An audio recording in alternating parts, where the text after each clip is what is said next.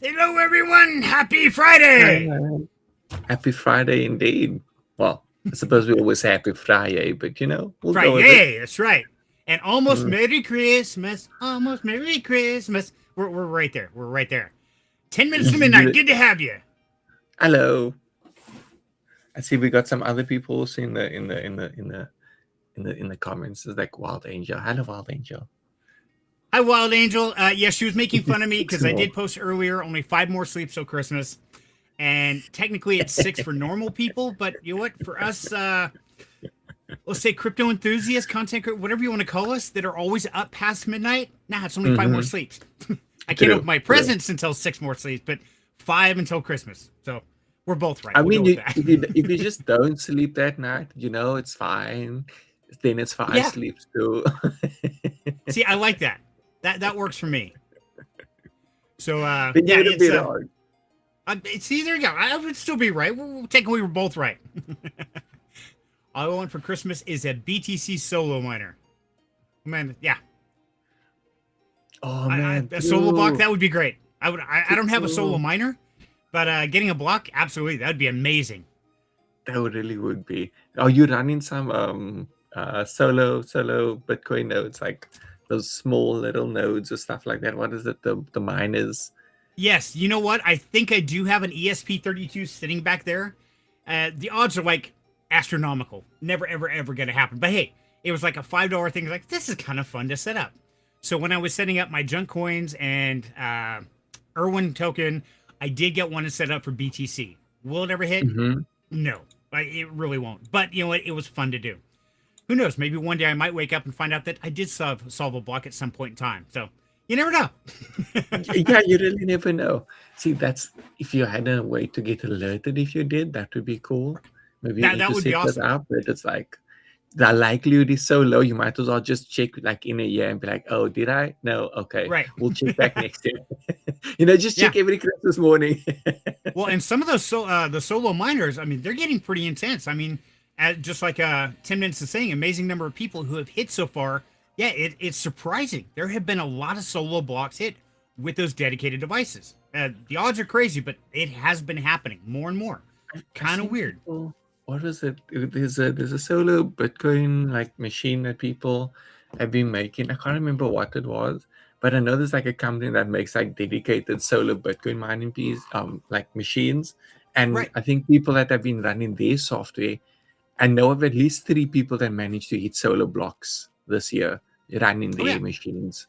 I can't remember what it was called though, but I remember seeing it. I was like, damn, that's There's a bunch cool. of them. There's a lot of makers of the solo miners. So, man, I hope you hit it, brother. I think that would be an awesome Christmas present for you. Once a week, we log and see again. Absolutely. Again and again, that's what we do. BitX, yep, that's one of them. Absolutely, Nexus. And Yeah, that's Nexus, good one to of have you them. with us, brother. But there was another one. I Oh, like their one. Their machine looks there's so nice. dozens of them, buddy. That was the people with Apollo. That one was so cool. They had cool names. Yeah, there's a crap load out there. Anyway, so we're back for another Friday. Now, of course, this is the last Friday before Christmas. So that's why we're going to have a Christmas themed one. And tonight's topic is Christmas traditions around the world. Now, whether it's your family traditions, whether it's like Alpha over there in South Africa, we want to get into what kind of traditions do you guys have? What type of food do you eat? What kind of games do you play? Does your house become absolutely chaotic like my house does? Or is that just my family's crazy? I don't know. We're going to dive into this. We're going to share some of our stories, some of our different adventures we do. And who knows? You might come up with some new ideas to make your new Christmas holiday a new fan favorite. So it'll be fun. So we're going to get everybody up here and stick with us. If you ever want to be on stage, we will probably open it up later tonight, depending on how the conversation goes, and bring a couple more in the audience up on stage if you so choose to join. Now, of course, as you know, in Down Home Crypto, if you are a VIP family member, you get a backstage pass every week. So something you want to be a part of that might check into that. But either way, we might open it up tonight and have a little bit of crazy fun. But first of all, we got to get into the crypto stuff. Just give a quick update. We're not going to go down the rabbit hole too far. We never do. But we want to keep you up to speed. Wait, check up on the comments before we go any further. Let's see. Most people's families are crazy chaos. They just don't admit it. Okay, that's fair. I admit it. My family is nuts. What did Wild Angel say earlier? Nuttin, Nuttin Futz, Nuttin Fut, yeah, freaking nuts.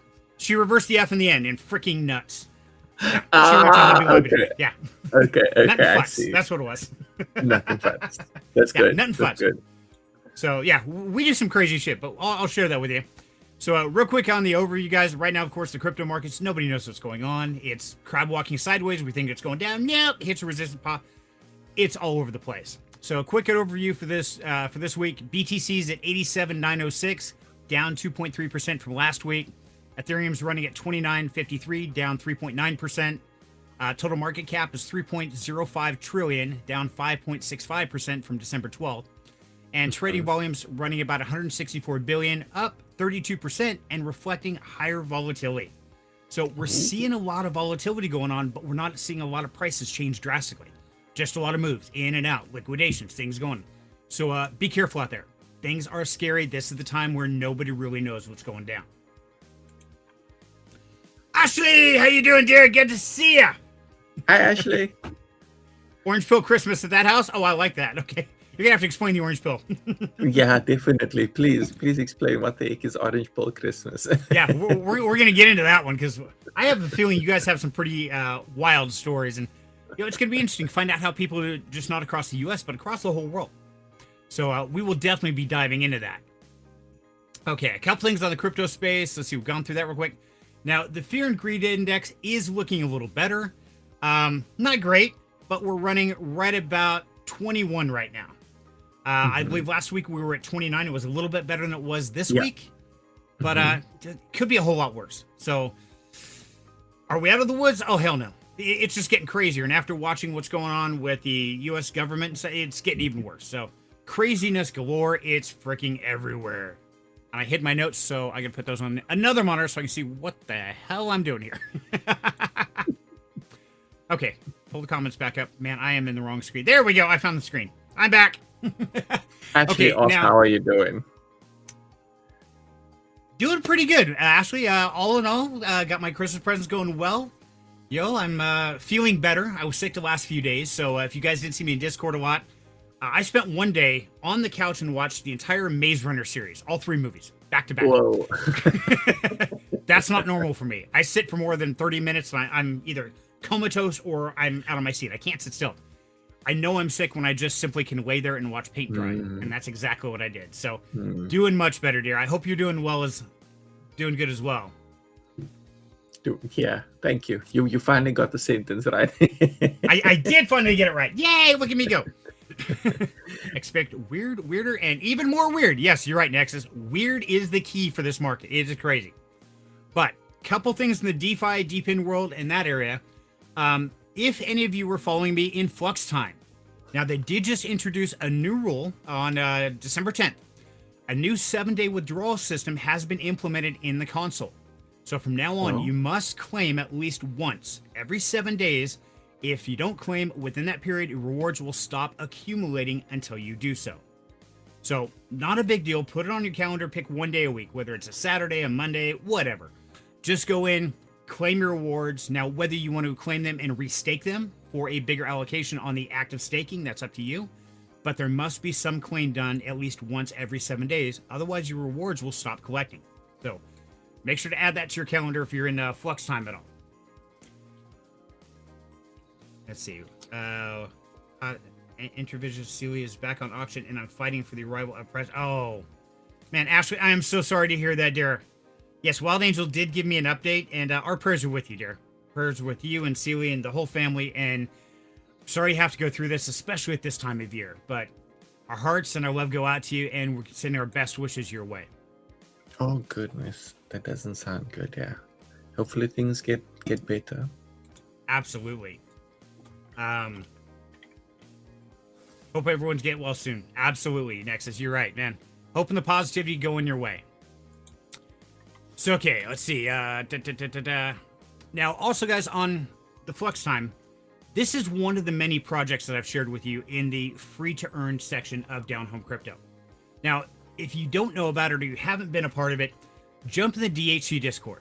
And over here on the free-to-earn section, there's a whole list of them. Some of them the community introduced you, like grass. Man, BTK brought us into that one. But I've gone through and I've tried to get the list up here for everything that I'm actually running, utilizing old hardware I've got, old cell phones, whatever it is. Everything that I can try to participate in without a lot of time, with next to no money or no money at all. Preferably no money, because I'm poor like you guys.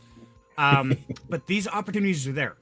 All you have to do is head over to the free to earn opportunity and find out what's there and pick and choose the ones you want to participate in. Now, some of these I deleted because they didn't come to fruition. Others, like Rainmaker, kind of came to fruition, then crashing. So it's a hit and miss, but it's really important to use hardware you've already got to try to make some earnings somewhere. And so we're trying to give you some free opportunities there, and you utilize them. If you have any questions, reach out to us in the DHC, and we're happy to help you on them. Let's see. Okay, we gotta catch up on comments. See, I'm crocheting like a fiend to get stuff done, giving everyone a hug and hope they feel better soon. Absolutely. And don't stress too bad. It's all home manageable. That's good to hear. Okay, that's good. That's really good to hear. Finally got my auto fixed so I can hear this stream. Yay! Glad you can hear us, Wild Angel, because we'll be bringing you up on stage here momentarily. So I'm more worried I will die from falling over the cords. Okay, that I could see. That I totally understand. Our house is all electrical and cords. Yeah. As an electrician, I'm ashamed. They are quite the tripping hazard, these cords. Oh, yeah. Absolutely. Now, let's see. I keep getting distracted. Sorry, guys. I'm in the Christmas spirit. I want to talk about the Christmas side, but I got to get through this, so I'll get through it as quick as I possibly can. Alpha, you keep up on the comments, buddy. Now, along with that, for those who were following in the midnight token mining, the thawing process has started. So some people are already collecting their tokens, and the token's holding pretty solid at about 6 cents per token. That's not bad. After the initial TGE pump and dump, it's kind of leveled out at 6 cents per token. So if you haven't already, and you were participating in midnight, go out and watch this video here, and I'll throw it in the chat real quick, where I walk you step by step through the process of how to go in, find out when your allocations are, put them on your calendar, make sure you don't miss out, because we could all use that quick payday. Okay, so last thing, almost last thing. Whoa, what was that? I heard a weird sound. Someone joining the stream. Someone joining. Okay, thank you. I'm like, what is that sound? I'm losing my mind here.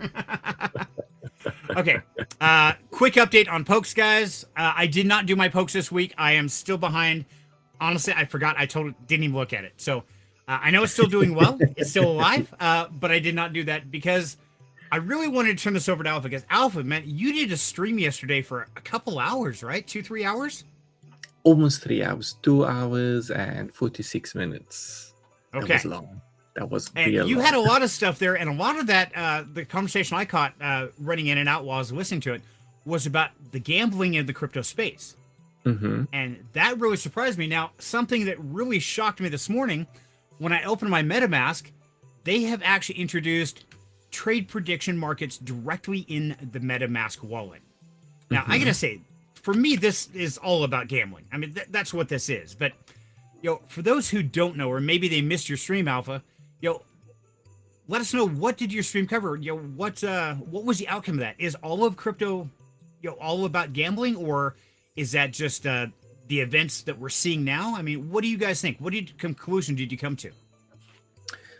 The part where we were speaking about gambling especially was that, like, we were speaking about PMF, so, right? So PMF means product market fit. And the thing with crypto is that it's easiest to get a market fit with gambling because of crypto being, technically money, in ways you could say it's money. And it's like, when you have money, humans tend to want to have more money. So what do? We gamble. So yeah, we kind of really, when we eventually had our conclusion and everything, it was that it's easiest for crypto to get that product market fit in gambling, just because of human nature and how generally humans will try to, will be drawn to gambling more often than not. And I mean, the amount of people in crypto should say that, the amount of people that gamble should say that. So it's like, crypto is so easy to integrate with gambling compared to like normal traditional gambling things. And then it's like, that is most of what we see right now. I wouldn't say it's all of what we see because there are a lot of other things that I've found really good PMF, like technically IPFS is a really good product market fit. You can host your websites, decentralized. But because of how easy it is and how people are so drawn to gambling, it's the thing that we see the most. It might not be the only thing that you can do with crypto, but it is the easiest thing. It is the easiest to find. It's the easiest to integrate. It's the easiest to push out for people to kind of decide, okay, I'm going to go do this. But it's like, unfortunately, it is 90% of crypto right now. That's not to say we don't have other things. There are definitely people working on really cool things. I know one person that I follow has been using crypto to build a sort of like decentralized social messaging application. I think it was called Session offline. I know it's from offline protocol. It's like it's completely decentralized. There's no normal internet access at your and firmware, which uses like Bluetooth and LoRa. So it's like there is these things. It's just that gambling is kind of the easiest thing to tap into, and I feel like that's a very evident considering how many gambling applications we have. And technically, if you look at NFTs, tokens, trading, indexes, technically they're all gambling because you're buying a token in hope that it's going to go up. So technically, you're gambling on the possibility of it going up. So It's so that could funny. open up a whole conversation that anything in the financial world could classify as a Yeah, gamble. I mean, yeah. even gold prices. I mean, it really depends on how you look at it. And I mean, that could be a full debate. And I don't think anybody could come to a conclusion one way or another. But I agree. We are seeing lots more high risk promises of get rich quick. And so I'm Hmm. curious, what do you guys think? Is this going to be the prelude into the DeFi cycle? Because we know we're going to have one where all these DeFi places pop up and everyone's like, 5% per day. Put your money in, lock it for 30 days, and you 10x. It's gonna be awesome. Yeah, remember those days? Yeah, I have a feeling we're gonna get more of those. What do you guys think? We're Is always that going gonna to happen? get more of those, but I feel like it's not going to be as obvious this time around. Technically, you Okay. could say with all of the trading applications we have now, Hyperliquid, Perps, and all of these things, technically it has the potential for 5% per day, and that's kind Right. of how it's going to be. It's going to be very veiled How because dare you? people are You said obviously. the H word. You said the H word. If I have one more person pop into DHC spamming that H word, I'm Oh, gonna oh lose my yeah, shit. sorry. Okay, okay, lighter. Let's go with lighter then. Because we Yeah. don't Okay. know No. lighter as often.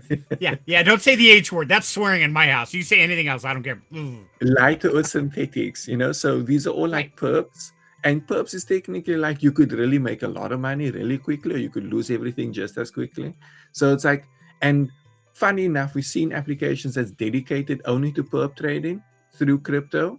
I just saw another one today, and it's like you literally sign up with like your Google account, and then boom, you're in. Load it up with crypto, load it up with Apple Pay, Google Pay, whatever, and boom, you trade in. Just like click a button, and there your trade is live. Spin the So it's wheel. like Here we go. we're going to definitely see more of it. It's just not going to be as obvious because people are a little smarter now, you could say. Hmm. People aren't going to fall for the USTs this time around. Well, honestly, they probably would. People are dumb, but Well, plus you got a lot of new people. I mean, you've got all the ETFs, you've got all these big corporations talking crypto now. So you've got people who never touched it before coming in for their very first time. They're going to fall Mhm. for the same traps, and that's where DHC is all dedicated to try to educate and teach these people and warn them about this stuff coming up. That's why we put out multiple videos. How to set up a wallet, basic security. We did rags to rich, or yeah, rags to riches. All these Mhm. things we try to put out to try to educate. So, guys, please try to push this out. Inform those people so nobody else gets wrecked like we had to. Because I guarantee you, we all went through some of that somewhere. It's like a rite of passage in the crypto space. I swear. It is. It is. It definitely is a kind of. You have to at some point hit that wall where you just end up losing things because you are like, oh no, this looks so good, and then you come back in a month and you're like, oh shit, what was I Yeah. thinking? What was I doing? Why me? Yeah. Done it multiple times. But we don't even talk about the number of times it took But me. that's how you learn your lesson. That's how Right. you learn to avoid these sorts of things. Like you're not going to know what to look out for in a scam unless you get scammed, even if people tell you. It's like you might still think in the moment, oh no, this can't be a scam, and then boom, it is. Right. So you You learn got your lesson 100,000 after people that. saying how great it is. How could it be a scam? Guess what? So did FDX. How'd that turn out? Oh Uh, yeah. yeah. And USD, oh my goodness, USD was going to make me rich. And then, And then no. Terra Luna's gone. It's like, Steady what just lads, happened? deploy more capital. Okay. Famous last words. Exactly. So guys, please be safe out there. Try to help your fellow man and woman, and just keep passing the knowledge, keep passing the information. And on that, is there anybody had any questions about the crypto space? Did we cover it pretty much, Alpha? Because I want to get the whole Christmas stuff. I'm done with crypto. I feel like we have definitely covered everything. But if anyone wants to catch the live stream of yesterday, I will say it was 2 hours and 46 minutes. You don't have to watch all of it. You can watch 10 minutes, 20 minutes, whatever. There's the X link. It is also on my YouTube channel. I shared it in the DHC. So in the DHC server, so you can always hop on over there, find the link and go watch it. There's a lot of interesting parts to it. Just skip type to the part that you like. I'll add like timestamps on YouTube. I can't do it on X, but YouTube I can. Yeah. So here's a content trick, guys. Alpha, here's what you do. You go in and you download your transcript. Then you upload that to some of these other websites that automatically go in and find the chapters and titles, and they create all that for you. Copy it, paste it in your script, and you're done. You don't have to go make them all yourself. Trust me, I do it all the time. It works great. You need to send me a link for one of these things. I can go do that. Yeah, absolutely. Happy to do it. And, that's what we're all about here at DHC. And, I'm going to, before we jump everybody on stage, I want to give away, I don't want to give away, well, I do kind of, I want to share. I received my Christmas present today from a very special individual, and I want you guys to be the first to know about it. I hope he's backstage. I haven't checked, but today I received a magic package. He is? Okay, good. So I want to give a huge shout out to Mr. Cyril Keir, the author of Alternativism, right there. Oh, look, that looks so good. Look at that. Oh, very limited supply. So, Cy, thank you so much, brother. And I am honored to call you a friend, a brother in arms, and always got your back there. But does it have the new book smell? It does have a new book smell, and I'm keeping the package so I get a case. This is getting hung up. This is safe forever. But if you want to read the book and you want to find out, that's one other thing that we love to do at Down Home Crypto is share the knowledge. And that's what it's all about. So if you want to read the book, the first volume, the second, and the third, Cy has been generous enough to put all three of them right here in the Down Home Crypto under resources. You can get the whole book. If you can't afford to buy it, but you want to get the knowledge, it's there for you. Mm-hmm. So I think that's absolutely amazing, Cy. And so we definitely got to bring him up here and get this party started. So let's kick on over to the group. We'll start with Wild Angel. How you doing, Wild Angel? Hi, Wild Angel. You're muted. You're muted. Oh, this new screen. It's like, where's my button? You got your hi, everybody. Back too. Let's try that again. Yes, let's try that again. Yes, you do have your fan noise back though, Lynn. Try that. I shouldn't. I don't know. It's again happening. You know what? I really think this is this new thing because even the headphones, the cans, won't work. Oh. Sounds like Santa needs to bring you a new computer for Christmas. Right? I think so. So how's your week going, dear? I am so glad it's Friday. It has just, it has just been crazy busy. Oh. Had my interview Monday. This week. Then Tuesday I had more meetings, and Wednesday more meeting. And this week it's like, holy crap, where did the meetings come from? It is. Hi, Rose. Hi, Rose. Yeah, it's like meetings came out of the woodwork, and we're trying to get this new system through dev. And so devs are pushing back, and I'm like, oh, no, you don't. You can't have that. I have to have it. And so, hey, I got my in-between guy on my side on that one. Because they wanted to move things around. I said, no, this follows a left to right timeline. You can't put house before ran. You know, the cat ran through the house. I'm like, what are you talking about? The cat, through the house ran the cat. I mean, it doesn't make sense in English. Right. So don't screw with my sequence.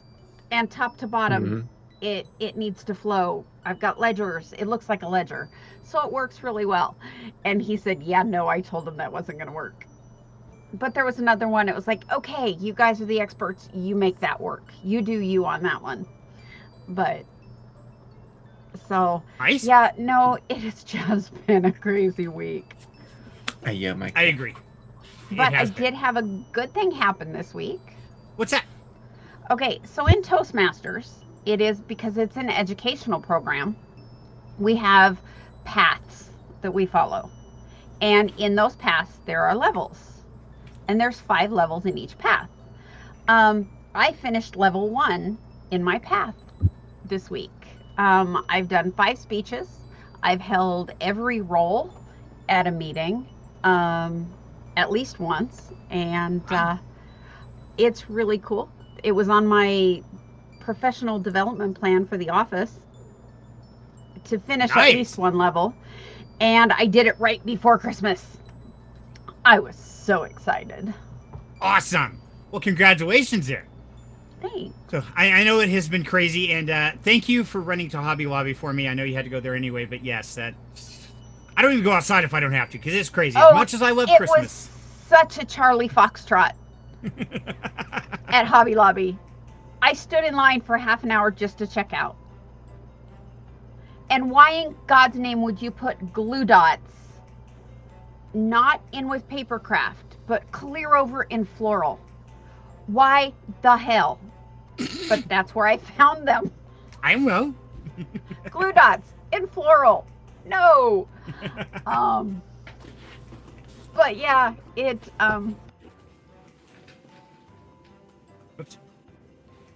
I touched it.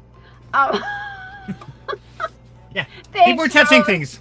Why I are you am touching trying, things? You know, as kind of rambunctious as I can be on here, you would not believe that I am terrified to be in front of people speaking. I have literally thrown up on people's shoes.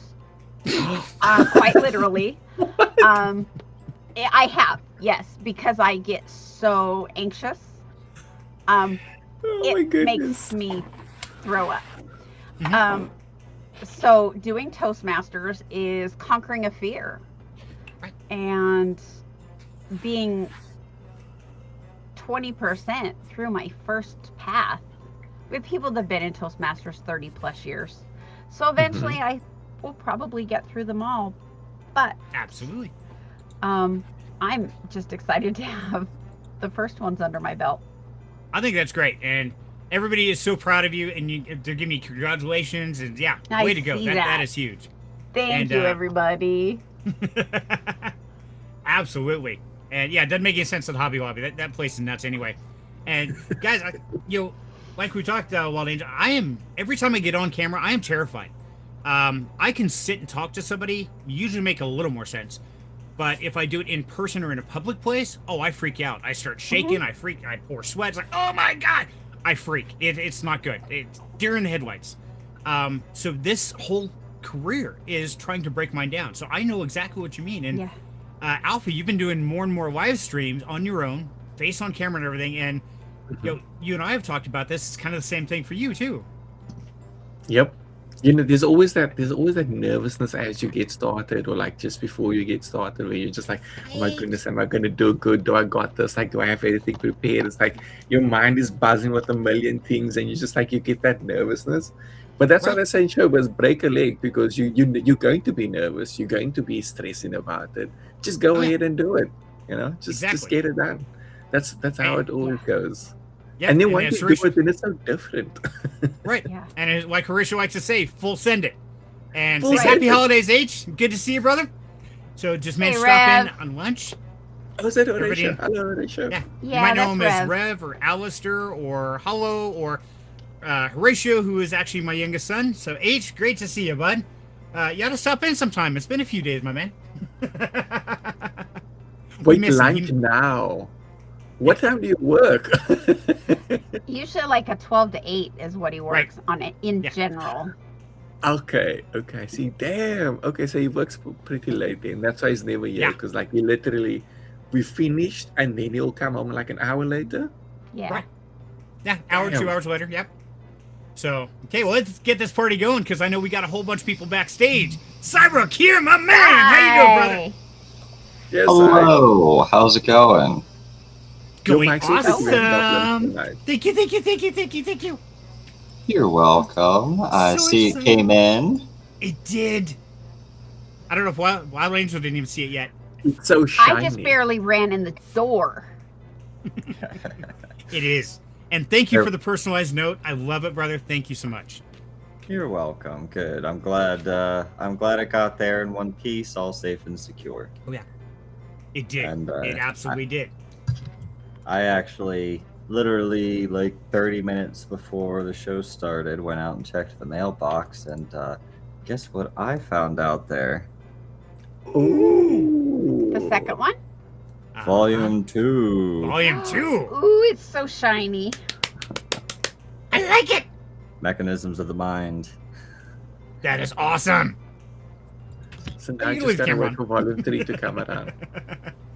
Yeah, Well, and that's I'm the thing. waiting. I already have the. I've ordered the advanced reader copy for Volume 3, Mhm. and when that gets here, hopefully everything is picture perfect, and I can push Mhm. that one out too.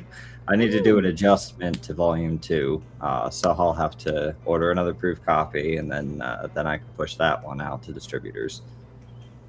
Nice. Okay. So, but I'm the so fact that proud you of you, actually put, Sai. Thank you. and I gotta say thank you for being willing to share that knowledge on DHC and put that out to everybody, whether they can't afford it, yet they still get the knowledge, man. I think that's amazing of you. Well, yeah, the goal is proliferation, not monetization, right? Like, it's a message, it's concepts, it's ideas. And I think that, like we've always said, that knowledge should be free, right? And if someone wants to support the overall mission, right, if they want to support like what Aegis Grove is working towards and all those other things, then they can purchase one of the books, or, and they're all standalone volumes. So whichever one they want to read about, maybe they want to learn about their mind and the mechanisms of it. Well, that's Volume 2. Do they want to learn about society and better ways that we can all act within it to shift it and change it? Well, that's what number 3 is for, right? Exactly. And yeah, if you guys want to purchase the first volume, I put a link in the chat down below. It'll take you right to the Lulu page, and it's $14. Pretty inexpensive for the knowledge you're going to gain.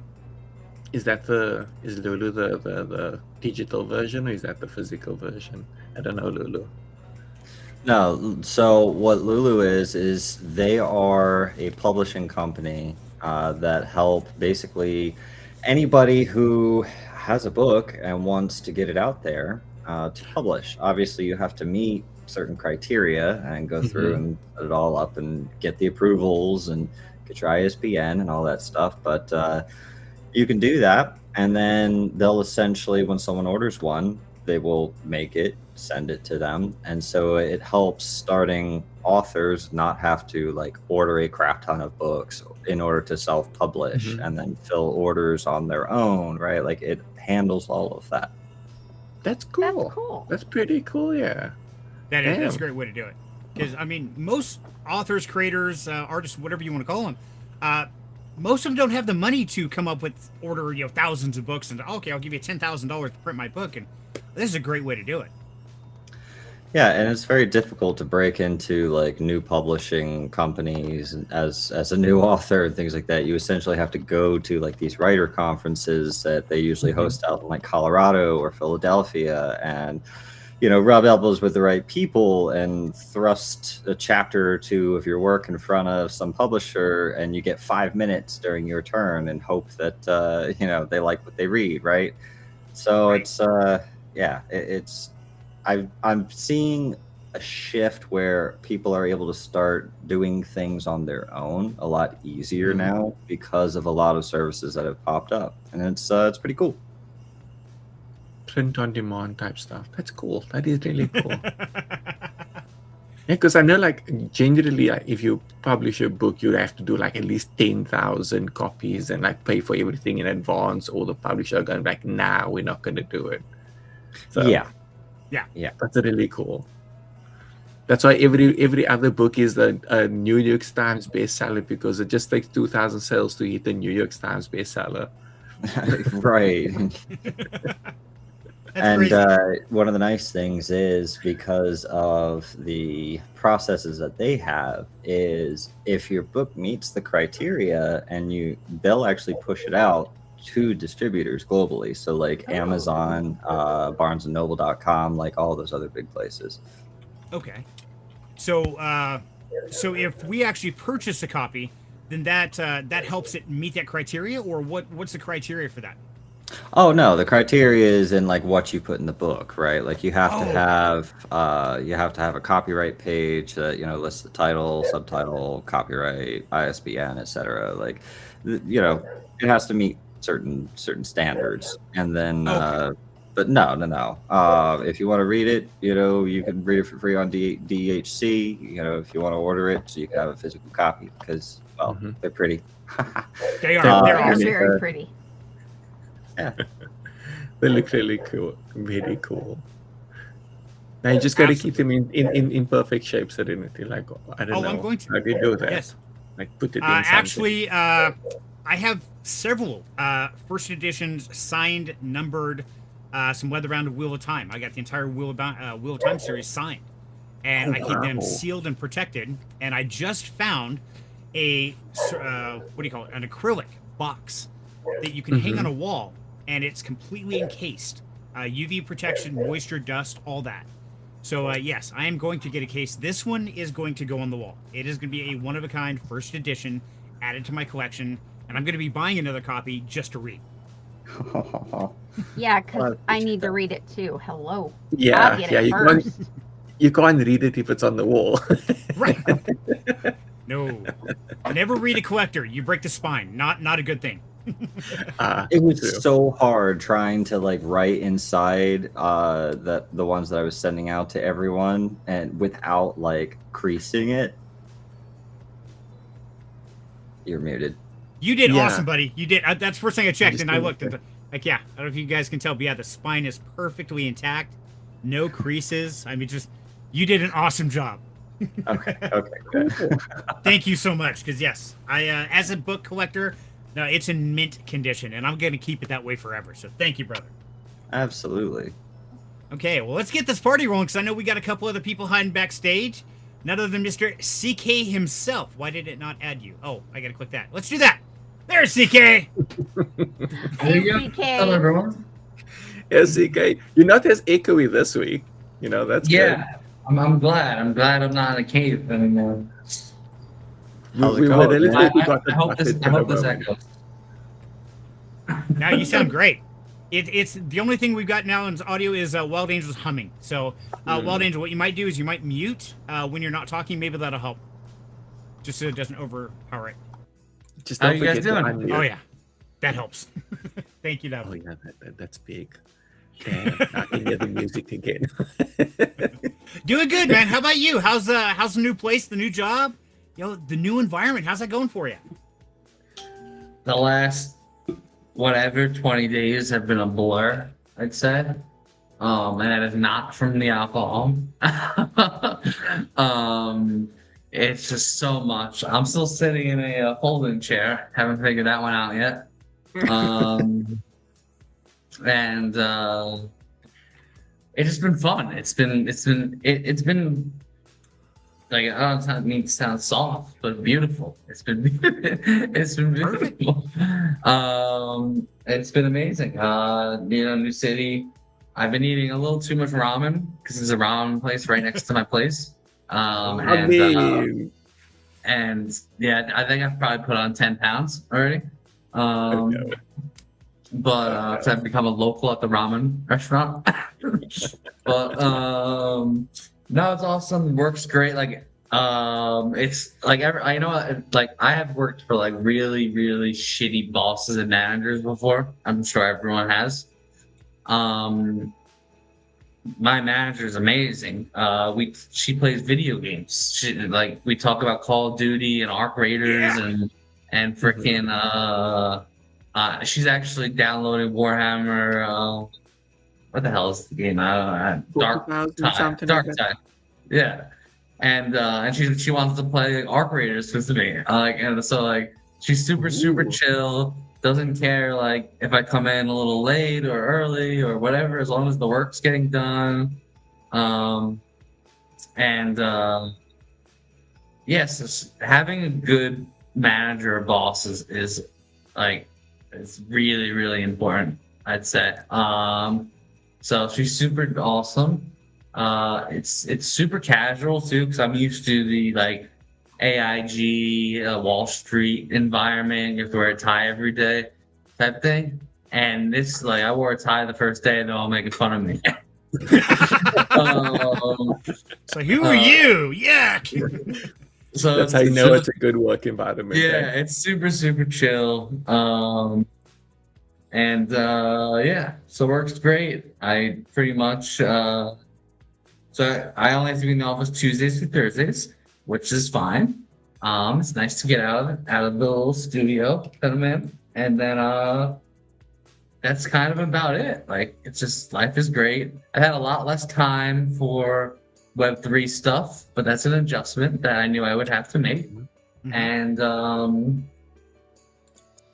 that's it. I got really no complaints besides HR screwed up my account number on my paycheck today. So I'm not getting it until Monday, which sucks. But other than that, I have no complaints. Holiday spirit, things are great, and that's about it. Hope everyone else is doing well.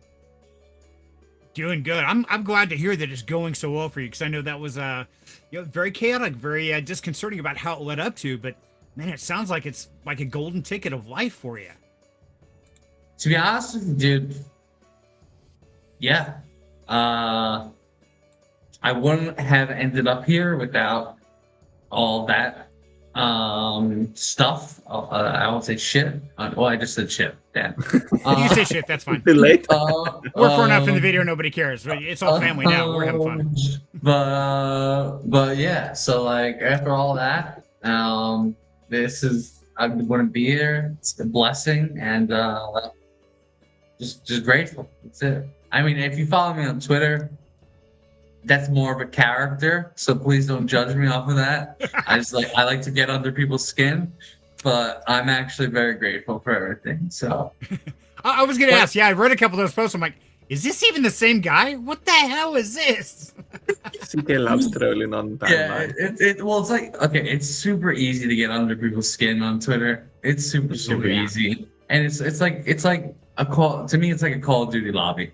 That's the way I treat it.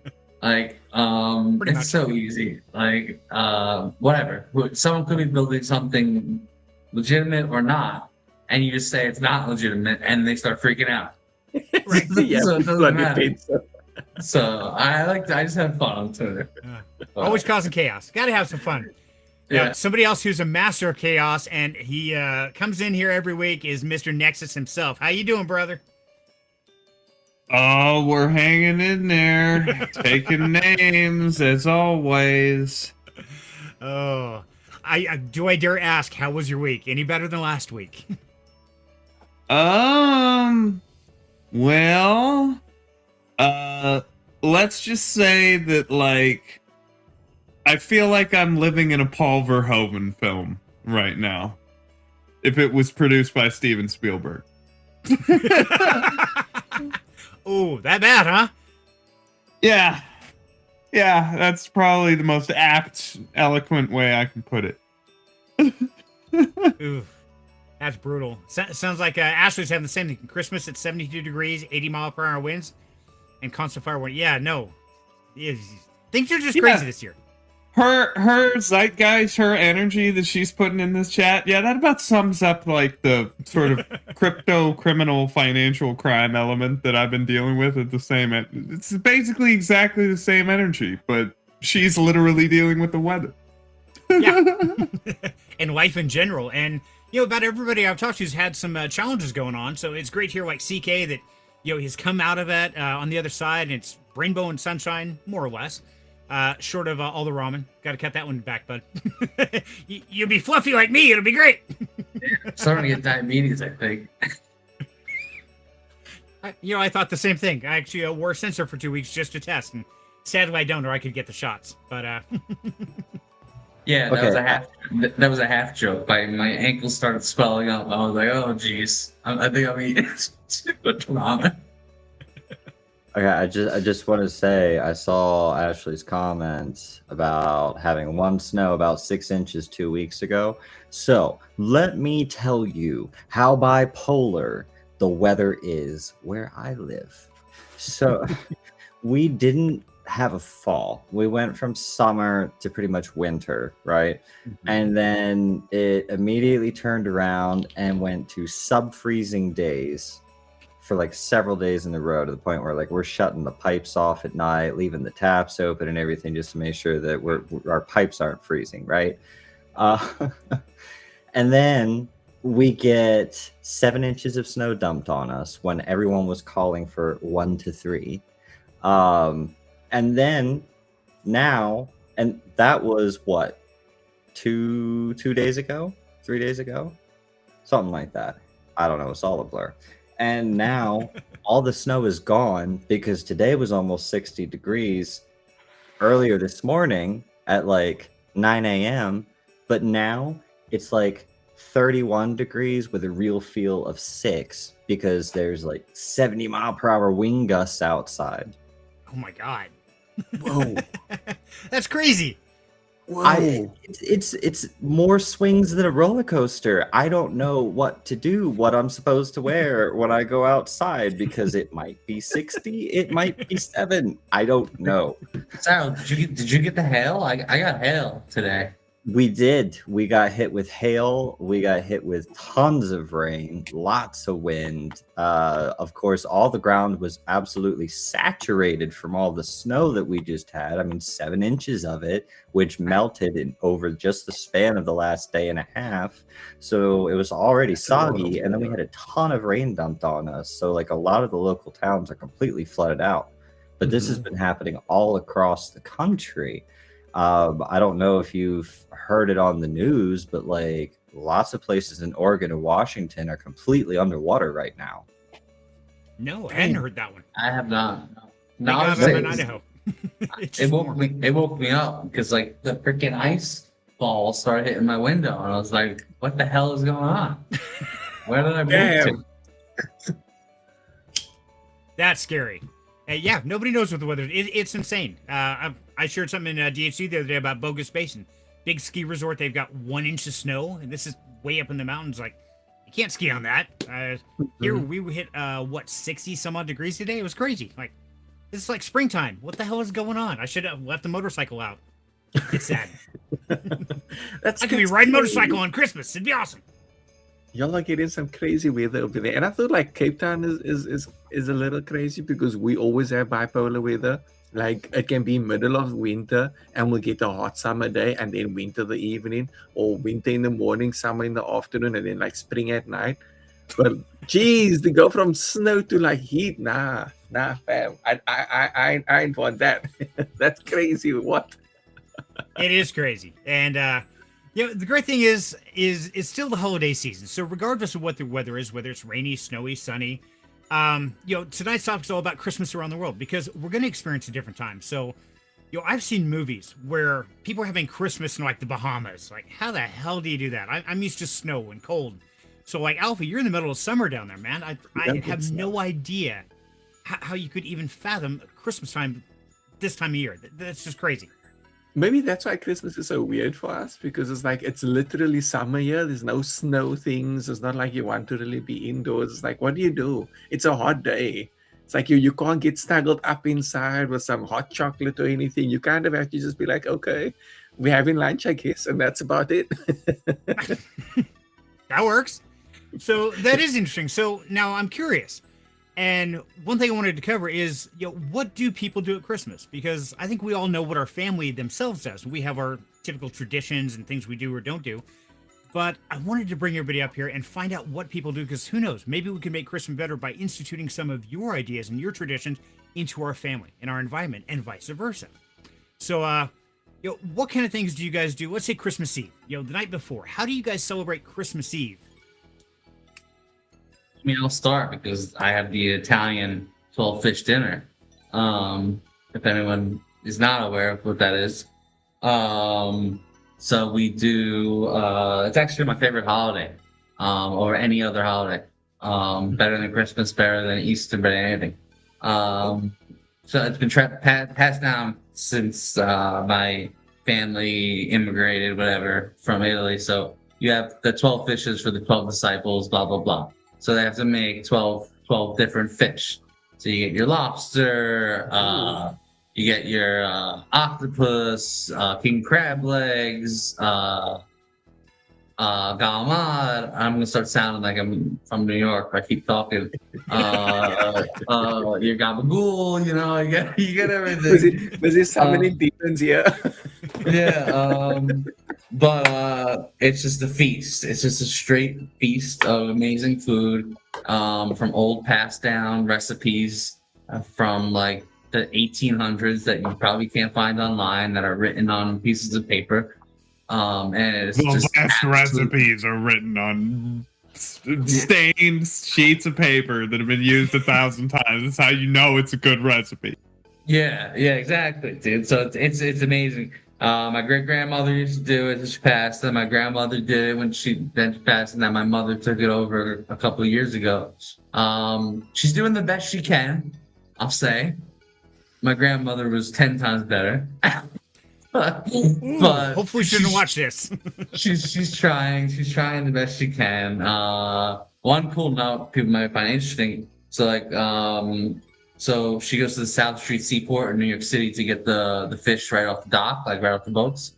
And king crab legs were 1,800 or something a pound this year, and they were 400 last year. Something to do with tariffs and Russia or something like that, but it was crazy. So we had to downgrade, unfortunately, to soft shell crabs. So no king crab legs this year. That's so wrong. Never would have thought it would actually affect crab legs. Huh. But that sounds good. So does the whole family get together for this feast? I mean, is it like an all-day feast, or how does that work? Yeah. Everyone comes over, both sides of the family. Pretty much you start eating mozzarella at 12 p.m. and probably end up napping by 3 p.m., wake up, eat again. It's just Italian food and family and wine. It's awesome. Nice. That sounds like a party. Okay, we got to institute that one. That sounds good.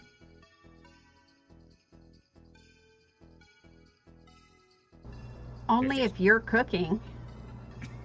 Boom. Okay, I can do that. I got other things to do. Okay, that's fair. So what do you got to do, Wild Angel? What's your Christmas Eve going to be like? Well, my Christmas Eve is habitually wrapping. A lot of presents.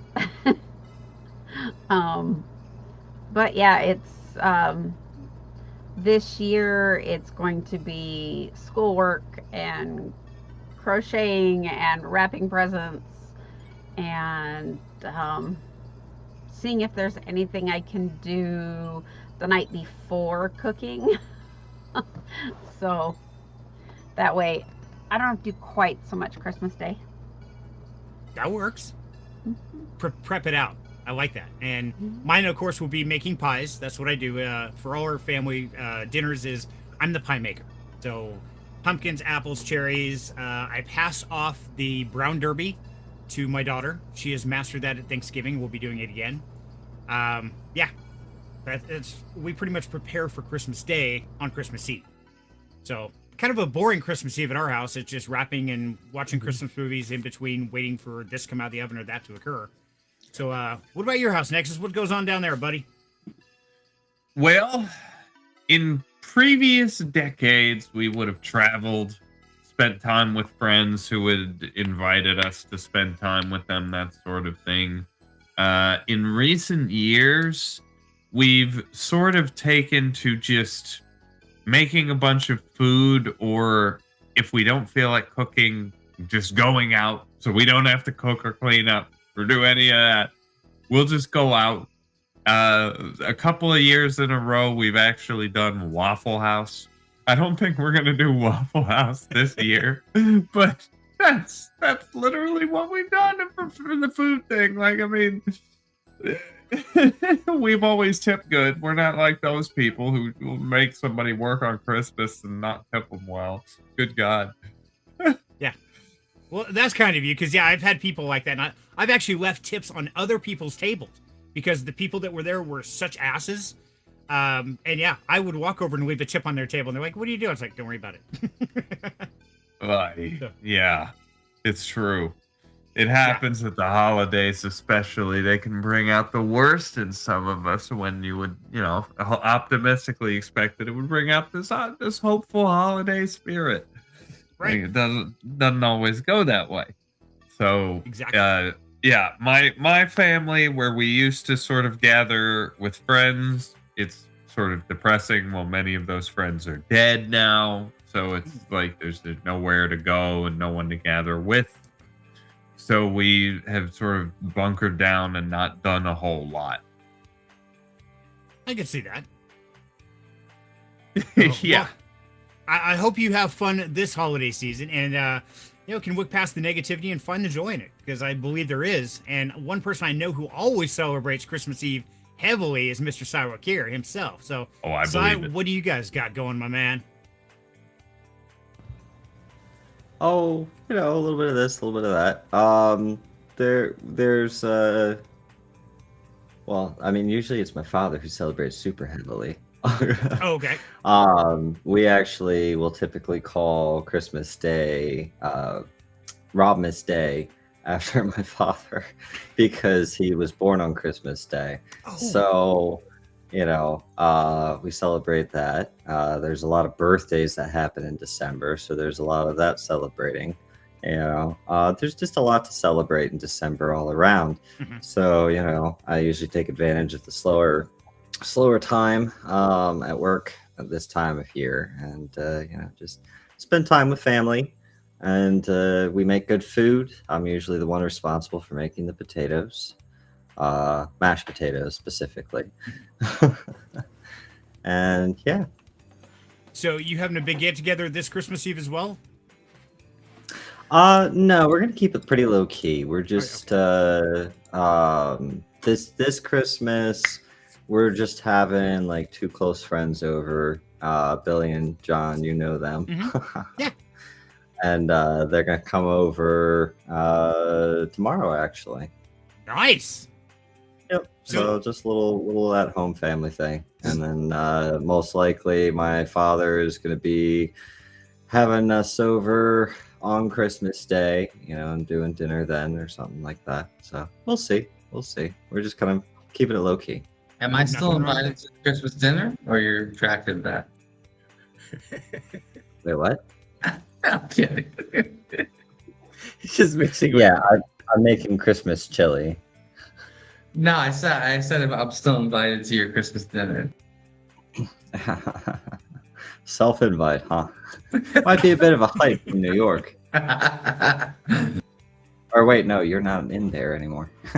That's right. He got a whole lot Yeah. closer. Yeah, I got out of Dodge. Yeah, that wasn't the whole point of the move, was to stay close to Cyril. That's a good call. Well, if that was the case, I mean, you went the other direction. Oh.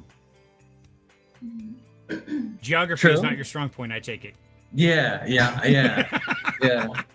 It's not. Maps and stuff, not my expertise. He's like, quick, get me the hell out of here. I don't care where I go, just out. Yeah. Doesn't matter what direction, just get me away from this.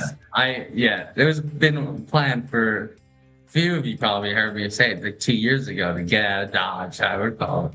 Just get the hell out of New York City. No offense to anyone that enjoys New York City, but this is not for me. Yeah, I couldn't handle it. I can't do city living. Nope. It stresses me the hell out. Yeah, Yeah, I visit Denver. I visit Seattle. I was like, yeah, that's why I never live in these places. I know. I got it. Thanks. Pass. I'm out. And Rev says, do what the Norse It's do. the For constant cop cars and ambulance sirens at night that I can't handle because it's so dense. They all just sort of go. If you live on a main drag, the ambos and the fire trucks and the cop cars will always be zooming past you. That's annoying. It is like, and I have like sensitive hearing or whatever you call it. I don't know, whatever it is. It is so annoying. 24/7 sirens all the time. And this is so beautiful. There's no sirens. I haven't heard a siren since I moved here. I didn't even think about that. That's crazy. It's good to live outside Welcome of to the small city, eh? town. Yeah, welcome to smaller town living. It's pretty wonderful. Yeah, we hear sirens. We actually go see what it is. Like, what the hell is that? Yeah, it never happens here. So, kind of a good thing. And Rev says, do what the Norse do for Christmas and make a plate of food and burn it as if for your friends, we're still with you this Christmas. In memory of them, we have the memories that will never be gone. I like that. That's a pretty cool tradition. We ought to do that. So, Alpha, what is South Africa Christmas Eve like? What do you guys do? I feel like basically everyone just preps for the next day. It's like you guys do. It's just like everyone just like, any presents that need to be wrapped, any food that needs to be made. Because like with people that do celebrate, not everyone celebrates. Some people go all out. Some people just don't. But it's like, it's consistent that everyone will try to get everything sorted the day before, because South Africans have this thing where it's like, we'll tell you, we're going to be there at 6:00, and then we'll come at like 7:30, so South African time. This is like South African time late to everything. Therefore, South Africans prepare everything the next day and still have to do things the next morning. So you're saying you're unprepared and you're just kind of like, we half-ass it, whatever, it's fine. Yeah. So it's just like that's kind of a very South African thing where we'll just like try to get all the preparation done, and then the next morning you'll be like, oh shit, I forgot like 5 things. You know what? It's fine. We'll eat that too. Fair enough. So I've always been curious because I've seen different movies and stuff where people in warm climates, whether it's California or Brazil or down south somewhere. You ever have somebody actually rent like a snow machine and like try to cover their yard in snow for Christmas or anything like that? That snow would melt so quickly. We would never try that. That's crazy. Like the snow would melt so quickly it wouldn't even last for like 5 minutes. Oh, okay. I was kind of curious. It's like just how it's crazy they are warm. down there. It is quite warm on Christmas here usually. Do you guys like put up lights and decorate a tree or anything like that, or does any of that tradition come down to you guys? Some people do. It's not as common as it used to be. So people used to go all out with like the lights, the decorations, all like the fairy lights, the Christmas trees and stuff like that. But maybe because the economy is so bad, people really can't afford to do that anymore. So now you'll maybe just see like, what's that, the thistles things, like the circle with like the plants. And some people will maybe have a tree, whatever the stuff is called. Okay. There'll be people that have like a small tree. It's obviously fake because over here we don't actually have those trees. Those trees don't grow here. The Christmas tree, the actual one. So it's all fake. It's all like the plastic stuff. And the lights will go up and the green grass, fake grass. And so it's a lot of that. But you don't see it as often anymore. There'll maybe be like 1 or 2 houses in each road that has it up. It's kind of sad because you look for the color, but there's no color anymore. And then for the most part, we have this kind of, I suppose you could call it tradition, where the city will obviously put up lights, like along all the main roads and stuff like that. They will like put up lights. So in town, and then people will just like kind of be like, okay, we're gonna go see the lights. And then that's like a whole thing here in South Africa, because the city goes all out on it. Everyone just goes to town and goes and like checks everything out at night.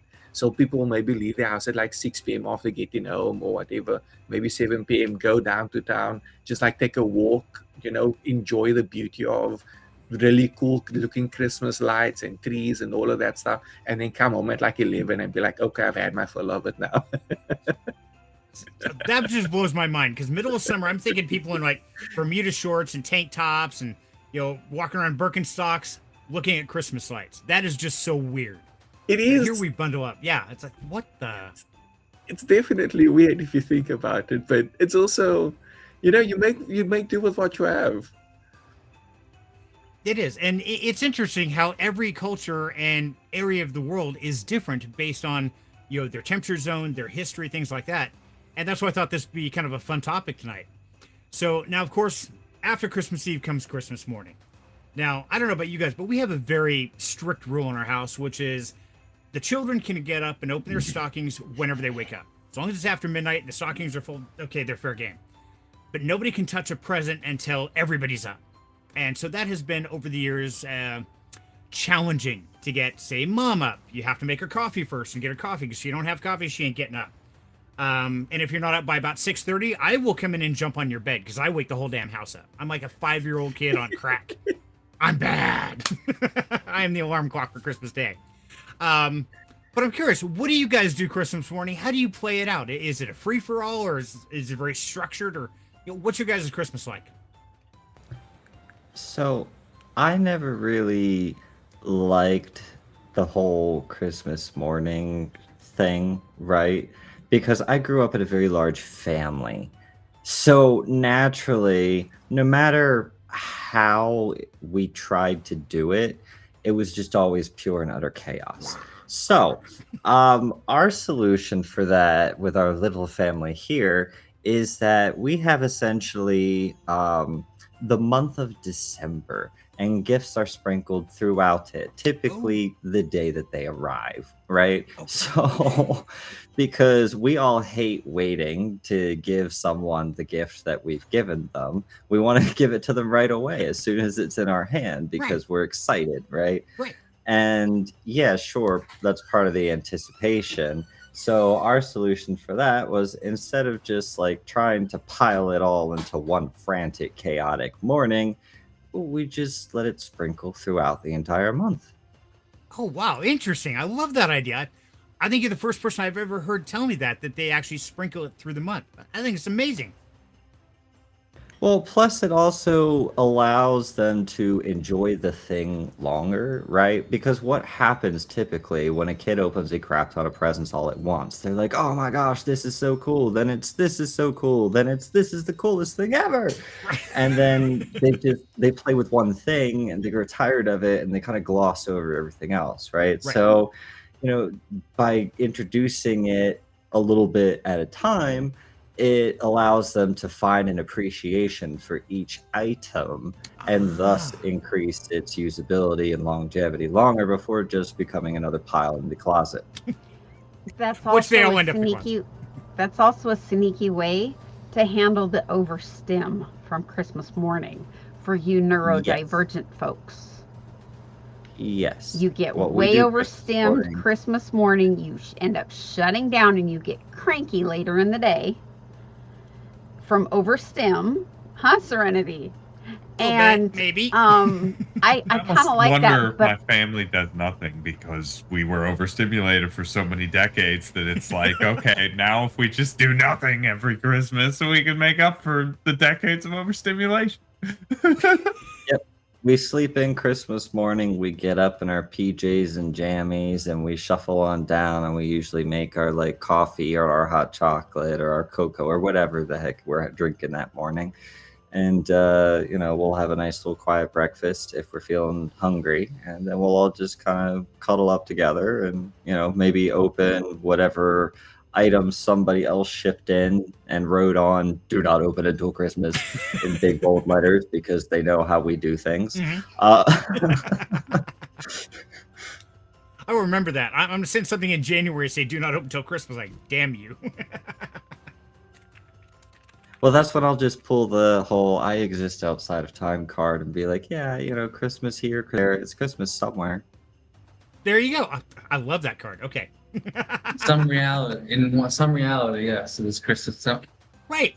Some alternate universe. I guarantee it's Christmas somewhere. I was just going to follow up on Cyril's thing. Yeah, my family, I wouldn't say gave up on Christmas like that.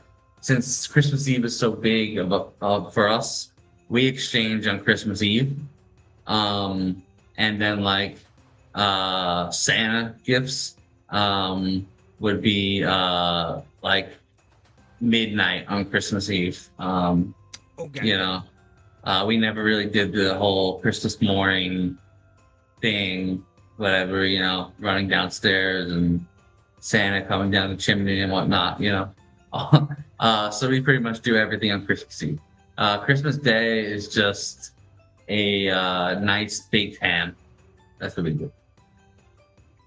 Nice. Okay.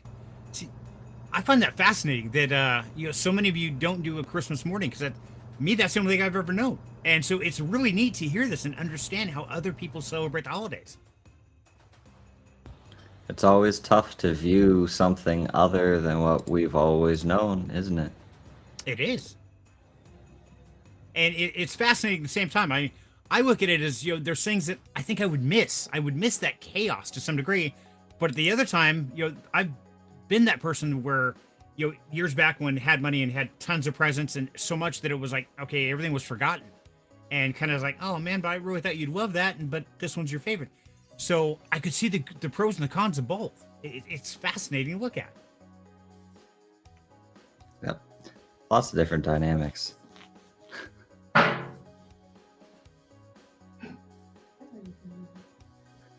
I heard a bang. I figured that was somebody. Oh, sorry. Yeah. Occasionally, when there's a large abrupt temperature change, the metal gas can in the corner of my garage will make a sound because of the change in air density. Yeah. So there you go. That was great. It was like boom. Like the hell. Okay, I'll shut up now because somebody else is going to talk. Gong. The gong of silence. Exactly. So what about you, Alpha? What do you guys do? Do you do any Christmas Day, or how's that working in your part of the world? My understanding is that Alpha is struggling with audio issues at the moment, and No, his mic no. is not. Oh, He's helping Okay. me, actually. Oh, You no. guys still have that home? You Nope. guys still No, that have sounds gone much now. better. Alpha gone now. fixed it. You're awesome, Alpha. Way to go. Nice work. He had to change it from his side. Weird. Yeah. Cool things. Yeah. Cool things. Interesting. He fixed it. But yeah. Let me see. So yeah, technically it is the kind of the everyone opens their presents sorts of thing. So generally family will get together. The people that still maybe busy with like setting up food will set up like a table with like some snacks and things. And then whoever is giving out presents, they'll be like, okay, these are the presents for these people, just like everyone just opens their presents a little bit at a time. It's a little more of the more, I suppose, normal-ish part of it, I guess. I feel like that's a little more common type of thing. But yeah, By the sounds of it, not is all really, 'cause- chaos. Yeah. Sounds like half of them do it completely different. But man, I'm in your boat on that. And now it's curious. Now, when you do that, on the present, do you guys keep like a last for everybody? It's like, okay, so everybody has one last present. They have to do that at the very end of everything. That way, we make them sit in the center of the room. So we have a big circle of people, and everybody gets usually an even amount or close to it. And okay, we go around the room. And it's always a thank you, so-and-so, for this, and show it off. But then the last present, we make that person get in the middle of the room by themselves after we clean up all the mess, and they have to open theirs, and they're like the center of attention. Does anybody else do that, or is that just our crazy house? We don't do that. That's your sadistic side, Serenity. That's just you guys. Yeah. So I'm on the couch, Serenity's on the couch. And we push all the other furniture out, and the kids are sitting in this big horseshoe around us. Then Serenity will go through everything under the tree and send it out to the people. And so we all have this pile.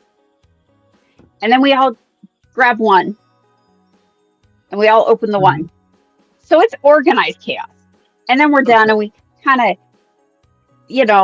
futz with that for a few, and then we'll grab another one.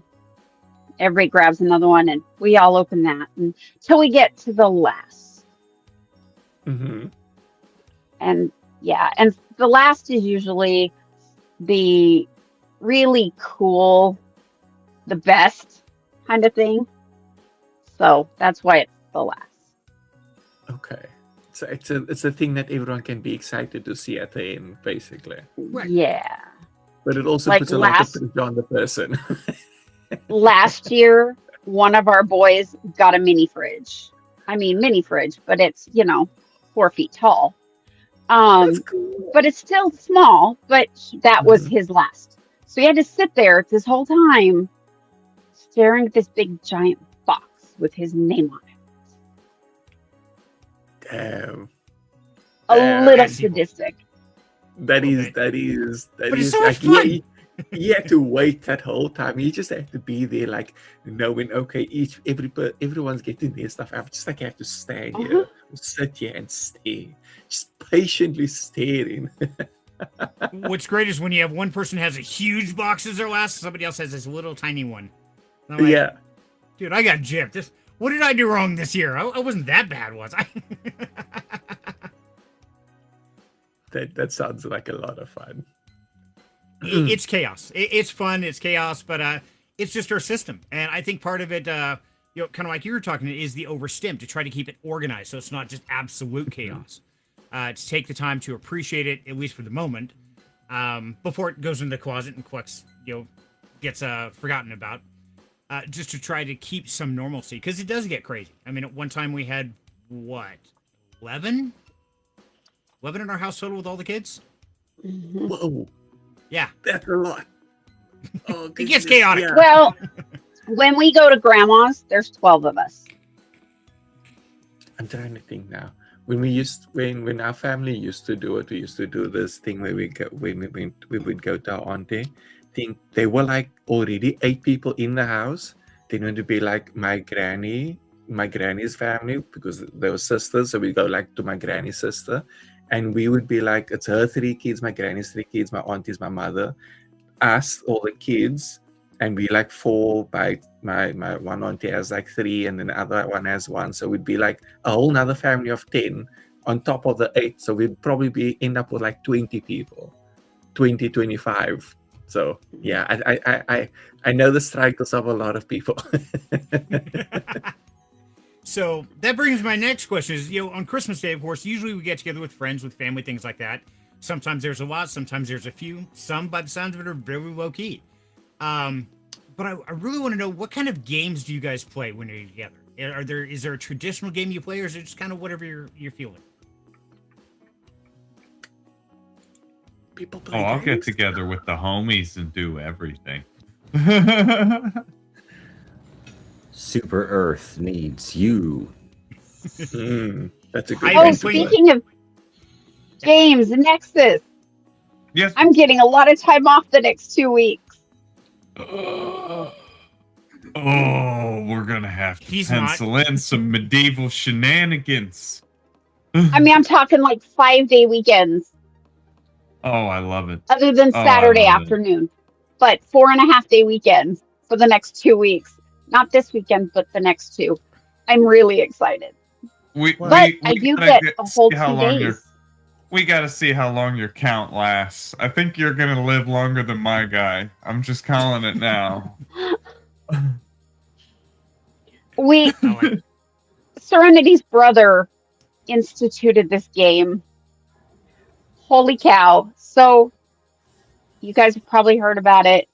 It's the plastic wrap ball, where you take stuff and you wrap it in plastic wrap. And then you tap the ends down so it's nice and tight and hard to find ends. And then you have dice. One person gets the ball. Next person gets dice. And you roll the dice until you get doubles. But while you're trying to roll doubles, the person with the ball is finding ends and unwrapping as fast as they can. So there's candy and toys and all sorts of stuff throughout this whole ball. The ball is this big or this big. It's huge. We went through last year I think we went through 2 industrial size rolls Mhm. of plastic wrap. The commercial grade boxes. And it is insane. I mean, people are throwing stuff and things are going everywhere, and then people are scrambling to collect their stuff, and Oh my God. And then And occasionally you it's get like- a glitter bomb in the middle of it, which is always Oh fun. God, yeah. And we clean glitter up for a month of Sundays. Oh, 'Cause the somebody glitter dumps was here. glitter. Oh, Yeah. We cleaned up glitter's glitter for a month of good Sundays. house. Glitter is the herpes of the craft world. It never goes away. It doesn't. Glitter's always that thing that it just never goes away. So Right. you know, And it gets on Use it and own it. everything. and it doesn't come out of anything either. So there's that. Glitter's always fun. Serenity last year got a whole box of candy submerged in glitter. Oh. And it was Oh. delivered, dumped over my head. Ah. Yeah, that was you fun. were cleaning glitter By off his your body niece. for probably the next like 2 or 3 weeks, eh? Oh yeah, it was bad. It took forever to clean up. But we've got the traditional like the saran wrap ball, and I'm curious, does anybody else have traditions of games or certain things you do? You see the old Christmas movies, they play yes and no, or things like that. What do you guys do? Is it all digital? Is it interactive or card games? I'm kind of curious as far as what other traditions you guys have going. I get the homies together and I play modern stuff. It's not Okay. Yeah, it's not tenable to gather everyone together the way it used to be in like the olden days before there was social media and the internet. And We as do the, Angel pointed out, like a lot of people have time off, so it's easier to get people together even still if they don't have to go anywhere. Yeah, what were you saying, CK?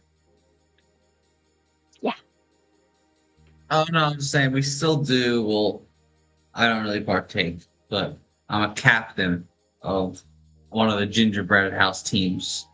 And the kids do like they bake the gingerbread houses or whatever.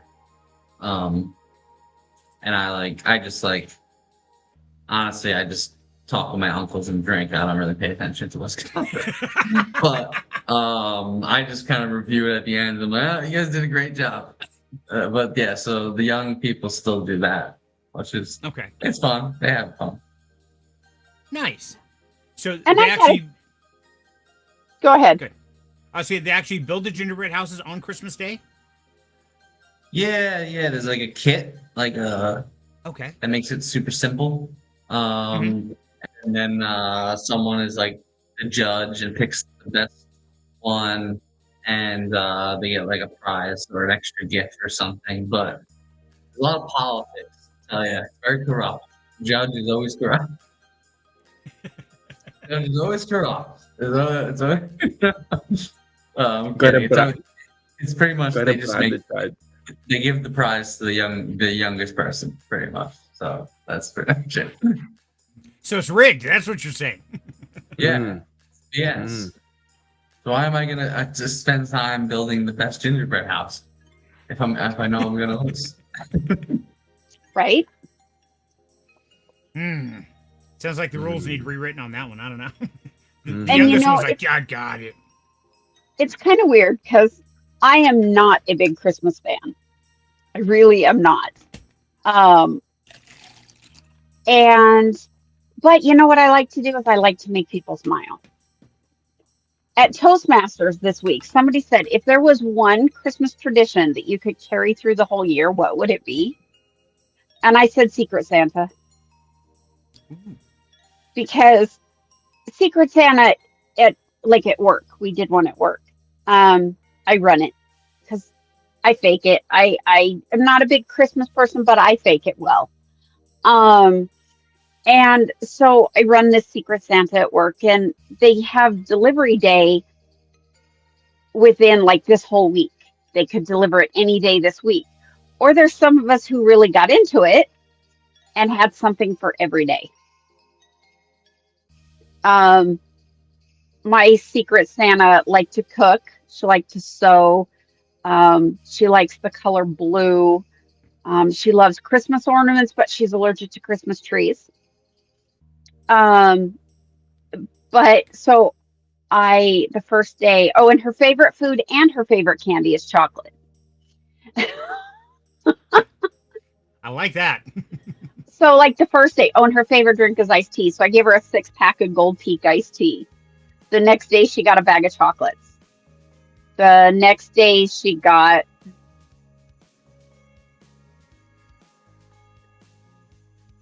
I can't You don't remember.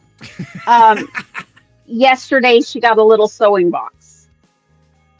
Today it was a cookbook with a set of whisks. There was a couple of purchased Christmas ornaments, and then I made her a set of handmade Christmas tree ornaments. There was 8 of them for her tree. 'Cause I know she has a tree, she just does a fake tree. But so I spread it out through the whole week. And I'm not the only one that did that. There was a few. But I love making people smile. And I think that's why I enjoy giving gifts at Christmas, because it makes them smile. But if that's one thing that I could carry through the whole year, I think it would be that. And I'm actually going to recommend to the Employee Engagement Committee, maybe we do, like churches have secret sisters. But like secret coworker, like for their birthday or an anniversary, like our DOI anniversary or something significant, or even just if they're struggling, leave them a little secret note. So I'm gonna think it's actually been suggested by a few people. They said, I wish we could do this all year. I said, oh, hey, I'm on the Employee Engagement Committee. I can suggest that. There is a way to do it all year without even being part of a committee.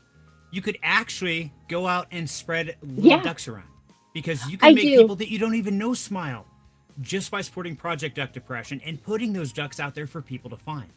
Because I guarantee that is going to make about anybody smile. They find that little duck, and for some reason, it's always happened this way. Wherever I've gone and I put ducks out there, somebody has found them that needed to find them. And I've watched their face do it. I've watched them walk over all grumpy and start wiping a counter off at a restaurant or whatever, then they find a little duck. They pick it up. And it's like, oh, that's cute. And so I've just seen the smiles coming, and it's great. So, guys, if you want to try to spread some holiday cheer all year round, definitely get yourself some ducks. Support Project Duck Depression, because that's what they are all about. Absolutely. We love spreading I the need to smiles. duck bomb the office again. Yeah. It's about time. Just spread the duck love. That's right. Got to spread the duck You got love. Christmas duckies especially, perfect time to bring out all the holiday duckies. Absolutely. I don't think I have any Santa ducks. Well, and I even shared this where they do have Christmas ducks. So, guys, scan the QR code. You can get it right on Amazon. $10. Glow in the dark Christmas ducks. There you go. They'll be found in the dark even. They're not homeless. They're not lonely. They will be that shining star in the night. You'll be There able you to go. find them if they fall behind the couch too, because they'll be glowing. Oh, you've been to my house. Yeah, that's exactly what happens. Like, what did I just step on? Oh, it's another duck. Yeah, we don't have Legos all over. Every time I'm cleaning, I find more ducks somewhere. That's a pretty good thing to find. And every time you do, I'll bet it makes you smile after you're done cussing from stepping on it. Absolutely. I had a bag of ducks sitting on next to the couch, and the cats knocked everything off. I'm sure when Serenity rearranged the living room for Christmas to put the tree up, I'm sure they found a couple that had gotten away Several. because the cats attacked the ducks. They were playing with them too. And my stitch markers.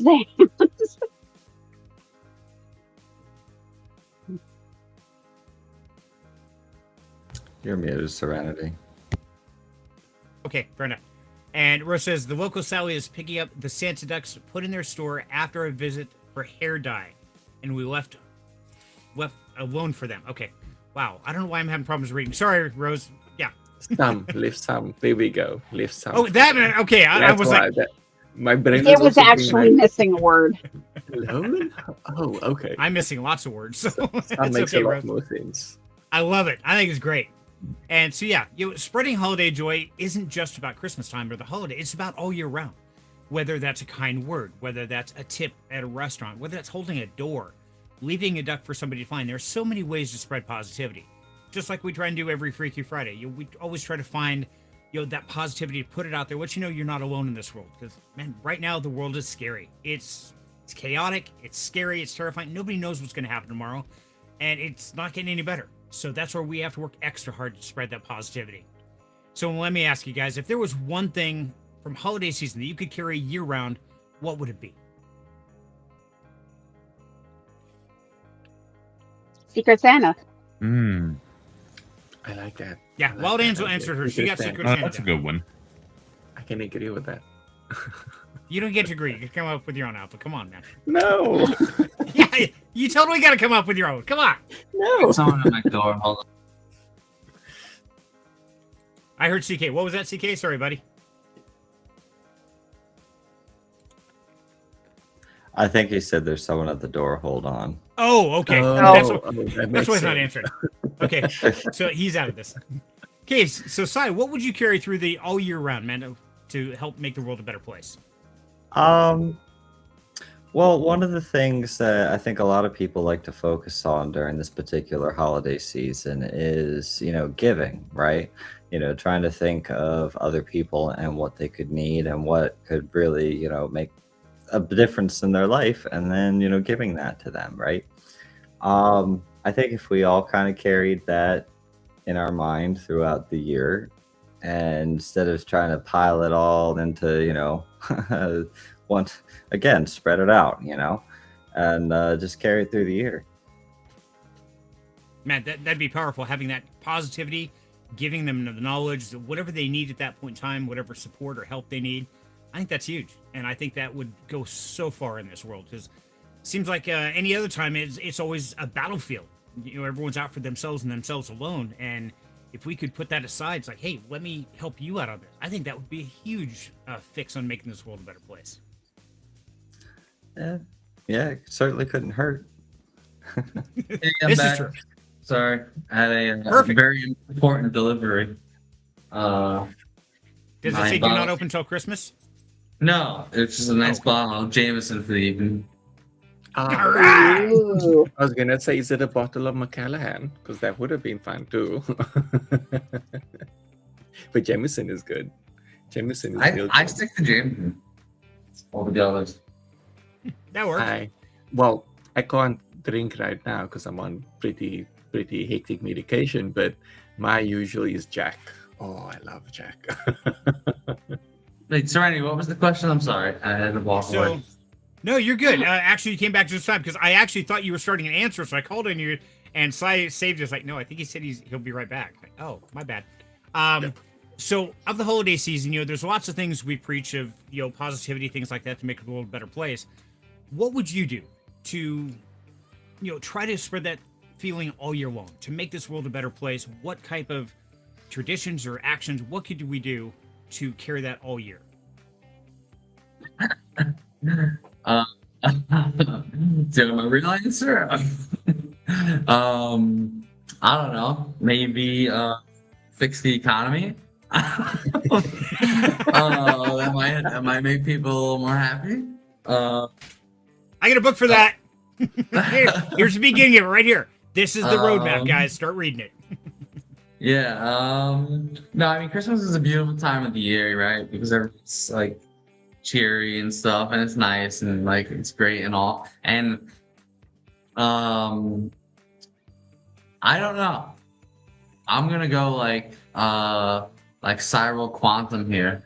I think there's kind of like waves, like seasons in life. So the way it is, I think is fine. Like being super cheerful during the Christmas season and having tons of fun with your family and your loved ones and Thanksgiving.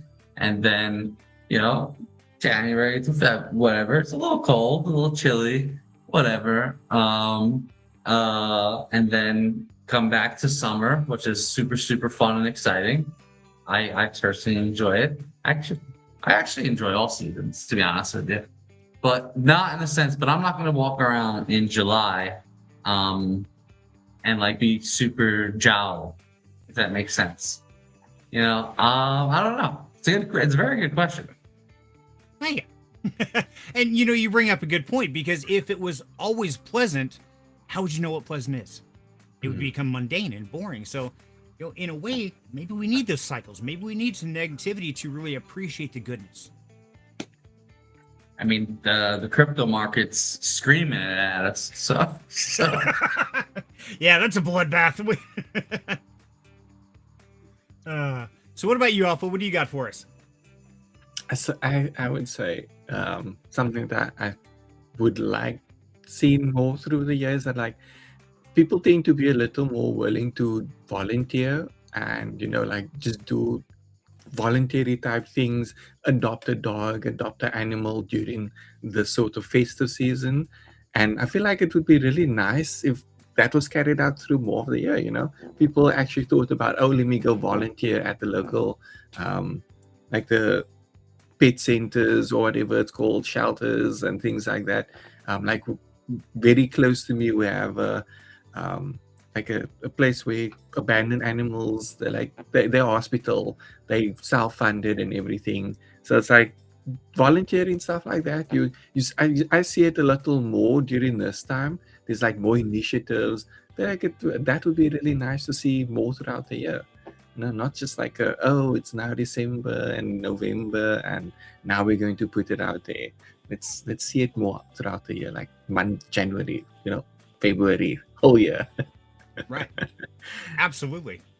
No, that's huge, because people do volunteer a lot more. They want to be a part of something around the holidays, but they forget about it. And late spring, early summer, like, I want to go skiing or water skiing or whatever. Instead, I got things to do, and they forget that there's still people and animals in need, and supporting the community any way you can. I think that's huge, brother. So what do you got, Nexus? Oh, it's tough, because when this whole season is associated with darkness for a vast majority of people who tend to associate it that way in their head, whether it's with death, with the losses in the family that they often have at this time of year, or whether it's because of other things that have gone on in the past. There's a lot that people often find themselves trying to reconcile deep in the midst of the winter here, or at least the true beginning of it, according to the solstice. Now, everyone is going to have different rituals that comfort them. In a way, and this is going to sound kind of crazy, especially being in a crypto space, I recommend people actually look at the natural behavior of bears. Bears hibernate. They are mammalian and they hibernate in winter. And you'll actually notice that naturally, a lot of us humans have hibernation or bear-like behavior. And in that way, bears can give us kind of a prototype for how one can comfortably, safely manage the things going on in the winter season. Interesting. Look to the bears. Okay, Yogi. I like that. Hey, boo boo, let's go get a picnic basket. Sign me up. Yeah, eat a bunch of food, be merry, sleep a lot, but don't sleep too much. Sounds I about right am for my holidays. 100% support of hibernating during the winter. Just saying, we usually go into a hibernation mode near the end of November, sometimes a little earlier, like right after Halloween, and then we do not accept visitors generally during that time until like March. That works. Yeah, we hibernate. Going in our too. cave. I like that. It's not a bad idea. And where was it? Yes, I agree. Ashley, every shelter or sanctuary needs year-round volunteers, so please volunteer even one day a month. And I think that'd be great. Rest up for a week, hibernate, and then go volunteer a little bit, and create your own cycle. I think that's great. And it's interesting because so many of us, like you were talking before, is there's a lot of hardships. Just because the holiday season doesn't mean everybody is jolly. In fact, a lot of people, some people very close to me, like Wild Angel, have very traumatic experiences at this time of year, and it's hard to get through. And so, even though someone may have a smile, they may be fighting those demons. And so, with spreading the holiday cheer, remember to spread compassion as well, because not everybody has maybe the positive childhood or the Christmas spirit you do. Maybe they have some dark trauma, something to deal with. Maybe they need to talk or just need a friend to sit and listen. So, be available, volunteer for your friends, your family, for other people out there, as well as the animals, the shelters, things like that, because there's trauma year round. And so we've got to try to help people get through that. Absolutely. Well said. Thank you. I figured Wild Angel would have something about that. Oh yeah. Nope. Okay. So we have about come to the end of our night, guys. And I think we've covered about everything. We've gone through the tradition. Is there anything we haven't covered about Christmas, or the holidays, or this time of year, or just anything? Let me know in the chat. What do you guys think? I don't know, but I'm hungry, so I'm about to hop off here. Exactly. I can smell dinner. Oh, you can, It is I that can't smell time. anything. Oh, I can smell it. It's probably coming in the kitty door. Probably. That's a good idea. I should go eat food. Yes, it is about food time. And guys, on this, what I consider one of the most merriest of times of year, remember, we can make it every year, or every day of the year. It doesn't just have to be at Christmas time.